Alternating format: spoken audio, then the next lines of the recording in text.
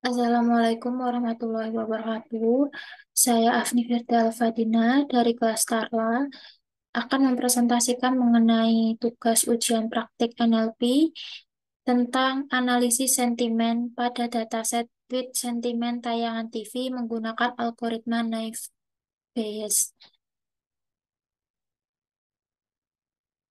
Selanjutnya untuk tabel of content yang pertama ada latar belakang, tujuan dan urgensi, dataset, pre-processing data, ekstraksi fitur, model, performa model, dan yang terakhir kesimpulan. Untuk pemaparan yang pertama yakni mengenai latar belakang. Dalam industri hiburan, tayangan televisi menjadi salah satu bentuk hiburan yang paling banyak digemari dalam rangka memperoleh wawasan yang lebih luas tentang pengalaman penonton terhadap tayangan televisi tertentu. Analisis sentimen dapat dilakukan dengan memanfaatkan data dari media sosial seperti Twitter. Analisis sentimen merupakan salah satu teknik pengolahan bahasa alami atau natural language processing yang dapat digunakan untuk mengekstrak, memproses, dan memahami sentimen atau opini dari teks yang disampaikan oleh pengguna Twitter terhadap suatu topik atau peristiwa. Kemudian untuk tujuan dari analisis sentimen pada dataset tweet sentimen tayangan TV ini menggunakan algoritma Naive Bayes. Yang pertama, mengetahui sentimen positif atau negatif yang muncul pada dataset tweet sentimen tayangan TV. Membangun model klasifikasi sentimen dengan menggunakan metode Naive Bayes untuk mengklasifikasikan sentimen dari setiap tweet pada dataset. Yang ketiga, mengukur performa dari model klasifikasi sentimen yang dibangun berdasarkan akurasi, presisi, recall, dan F1 score. Kemudian yang terakhir, menemukan insight yang berguna dalam mengambil keputusan terkait dengan produksi dan penayangan tayangan TV. Lalu untuk urgensi, yang pertama memberikan wawasan tentang bagaimana masyarakat merespon suatu tayangan TV, apakah positif atau negatif. Kemudian yang kedua, dapat membantu produser produser TV dalam menentukan kebijakan dan strategi program agar lebih menarik perhatian masyarakat. Yang ketiga, dapat membantu para peneliti dalam mengidentifikasi tren dan pola perilaku masyarakat terhadap suatu tayangan TV tertentu. Yang terakhir, dapat digunakan sebagai salah satu alat untuk melakukan evaluasi kualitas program TV dari sudut pandang masyarakat.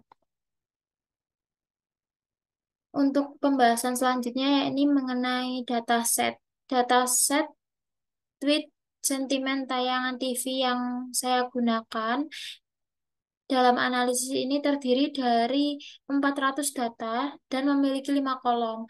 Kolom-kolom tersebut adalah ID, sentimen, acara TV, jumlah retweet, dan teks tweet. Kemudian untuk pre-processing data yang dilakukan pada dataset tweet tayangan TV yang terdiri dari beberapa tahap. Yang pertama, saya menggunakan case folding, yaitu mengubah semua huruf dalam teks menjadi huruf kecil, menghapus URL, menghapus angka, dan menghapus karakter tanda baca. Yang kedua, word normalization, yaitu mengubah kata-kata slang atau singkatan menjadi bentuk standar yang benar. Yang ketiga, filtering atau stop word removal, yaitu menghapus kata-kata yang tidak memiliki makna penting dalam teks, seperti kata-kata umum yang sering muncul seperti dan, atau, yang, dan sebagainya. Yang terakhir, stemming, yaitu mengubah kata-kata dalam teks menjadi kata dasar dengan cara memotong imbuhan da atau awalan kata. Selanjutnya untuk ekstraksi fitur. Proses ekstraksi fitur yang dilakukan dengan beberapa langkah yaitu sebagai berikut. Yang pertama memisahkan kolom fitur dengan target. Yang kedua menggunakan fitur extraction atau back of word dan n-gram. Dilakukan ekstraksi fitur dengan menggunakan teknik back of word atau BOW dan n-gram. Lalu feature extraction TF-IDF dan Ngram Lalu yang untuk menghitung frekuensi token pada tiap dokumen, lalu memperhitungkan berapa banyak dokumen yang mengandung token tersebut. Yang terakhir, fitur selection atau Chi-square. Dilakukan seleksi fitur dengan menggunakan metode Chi-square untuk mengambil sejumlah fitur terbaik. Untuk model implementasi dari supervised learning ini menggunakan algoritma naive Bayes pada library Skitlearn untuk melakukan klasifikasi sentimen tweet tayangan TV. Yang pertama mengimport library, kemudian yang kedua mempersiapkan dataset dipisahkan menjadi data latih dan data uji. Pada contoh ini, data latih terdiri dari 80% dan sementara data uji terdiri dari 20%. Selanjutnya untuk melatih model, algoritma naive Bayes dipilih untuk melakukan klasifikasi sentimen. Yang keempat, memprediksi label pada data uji. Pada tahap ini, model yang telah digunakan untuk memprediksi label pada data uji atau X-test. Yang terakhir, menampilkan hasil prediksi yang dilakukan pengecekan hasil prediksi dari model dengan membandingkan label sebenarnya pada data uji atau Y-test. Lalu untuk performa model, pada bagian pertama program dilakukan perhitungan jumlah data yang berhasil diprediksi dengan benar dan salah. Kemudian dihitung akurasinya. Hasil akurasi menunjukkan seberapa baik model dalam memprediksi label yang benar.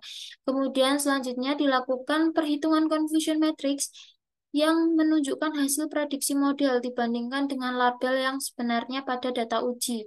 Confusion matrix dapat memberikan informasi tentang jumlah yang terklasifikasi dengan benar atau salah untuk setiap kelas sentimen, positif, negatif, atau netral. Kemudian dilakukan perhitungan classification report yang menunjukkan precision, recall, dan F1 score untuk setiap kelas sentimen. Precision menunjukkan seberapa akurat model dalam memprediksi label positif.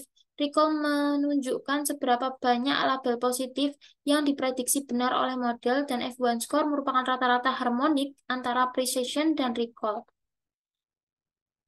Lalu selanjutnya pada bagian terakhir program dilakukan teknik cross validation menggunakan shuffle split dengan 10 split dan ukuran test set 20%.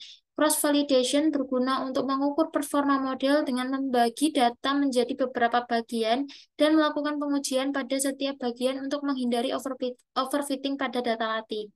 Yang terakhir, dari hasil pengujian, dapat dilihat bahwa model memiliki akurasi yang cukup tinggi, serta performa yang baik dalam memprediksi label positif dan negatif, berdasarkan classification report. Dengan melakukan cross validation, dapat dipastikan bahwa model tersebut memiliki performa yang stabil dan tidak overfitting pada data latih.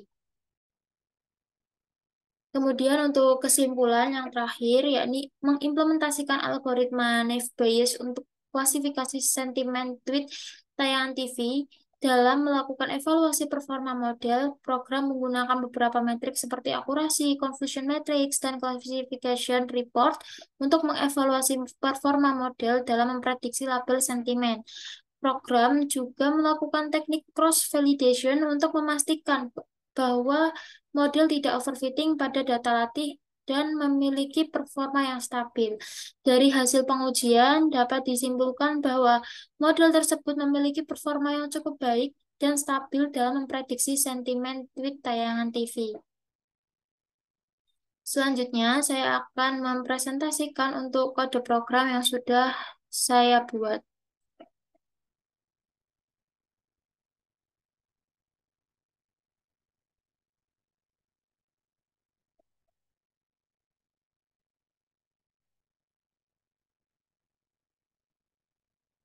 Nah, berikut ini kode program analisis sentimen pada dataset tweet sentimen tayangan TV menggunakan naive Bayes. Yang pertama yaitu memuat beberapa pustaka dari Pandas, NumPy, dan Matplotlib untuk membuat visualisasi. Kemudian menginstal library Sastrawi, lalu mengimport NLTK, dan di sini data acquisition-nya membaca data dari file CSV, dan menampilkan dalam bentuk tabel pandas sebanyak 5 baris pertama. Kemudian untuk fungsi ini itu berfungsi untuk mengubah nilai teks menjadi nilai numerik yang mempresentasikan polaritasnya, yaitu 1 untuk teks positif dan -1 untuk teks negatif. Dan ini untuk menambahkan kolom label. Selanjutnya, ini untuk memberi informasi mengenai dataset yang telah dibaca sebelumnya. Kemudian, ini informasi untuk mengetahui jumlah data negatif dan jumlah data positif. Kemudian ini untuk membuat visualisasi datanya. Untuk text pre-processing sendiri, saya menggunakan scaffolding, word normalization, stop word removal, dan stemming. Scaffolding sendiri proses mengubah semua huruf menjadi huruf kecil pada sebuah teks atau string. Ini digunakan untuk mengubah teks menjadi lowercase, menghapus URL, menghapus angka, menghapus karakter tanda baca, kemudian dilakukan normalisasi. Lalu untuk word normalization sendiri, proses mengubah kata-kata dalam teks menjadi format konsisten dan mudah diolah. Membaca dataset kumpulan kata-kata slang dalam bahasa Indonesia yang disimpan dalam file CSV dengan nama keynote. Kemudian mengolah teks, melakukan normalisasi dengan mengubah kata slang menjadi kata formal. Selanjutnya untuk filtering, proses menghapus kata-kata umum yang tidak memiliki makna penting dalam sebuah teks. Fungsi ini tuh untuk langkah word removal untuk menghapus DPT, DR, W, dan lain-lain. Jadi ini bisa ditambahkan di sini jika ingin menghapus kata-kata yang kurang jelas. Lalu ini hasilnya. Dan untuk yang stemming, proses menghilangkan akhiran kata pada sebuah kata dalam bahasa tertentu untuk menghasilkan kata dasarnya. Yang terakhir yaitu text pre-processing pipeline. Dari semua text pre-processing dimasukkan ke dalam text pre-processing pipeline ini. Kemudian datanya akan disimpan agar kita tidak perlu menjalankan proses dari awal. Jadi data ini sudah data bersih. Lalu fitur engineering, memisahkan kolom fitur dari fitur dan target, Lalu digunakan extraction, mengubah teks menjadi vektor menggunakan metode BOW. Kemudian untuk fitur extraction TF-IDF ngram, mengubah teks menjadi vektor menggunakan TF-IDF. Sama prosesnya. Kemudian untuk fitur selection chi-square, mengubah nilai data tabular menjadi array agar dapat dijalankan pada proses seleksi fitur. Ini menampilkan fitur beserta nilainya. Kemudian mengurutkan fitur terbaik, menampilkan max pada fitur yang seleksi, kemudian menampilkan fitur-fitur terpilih, hingga menampilkan fitur-fitur yang sudah diseleksi. Dan selanjutnya modeling, ini di sini menggunakan naive Bayes, memisahkan data uji dan data latih, menyimpan model data yang telah dilatih. Menggunakan model yang telah dilatih untuk memprediksi label pada data uji. Kemudian menampilkan hasil prediksi, ini model hasil prediksi pada X-test ya. Kemudian ini pada Y-test. Terus ini untuk model evaluasinya, jumlah prediksi yang benar 64%, dan yang salah 16%, akurasi pengujiannya 80%. Untuk confusion matrix-nya 27, 16, 0, 37, dan untuk akurasinya 80%. Di sini terdapat precision, recall, advanced score, dan support. Kemudian ini selanjutnya untuk visualisasinya. Dan untuk simple deployment-nya sendiri, saya memasukkan kata selamat ya mas, masuk hitam putih, dan hasilnya yaitu positif. Mohon maaf bila ada kekurangan dan kesalahan dalam saya memaparkan. Terima kasih, sekian. Wassalamualaikum warahmatullahi wabarakatuh.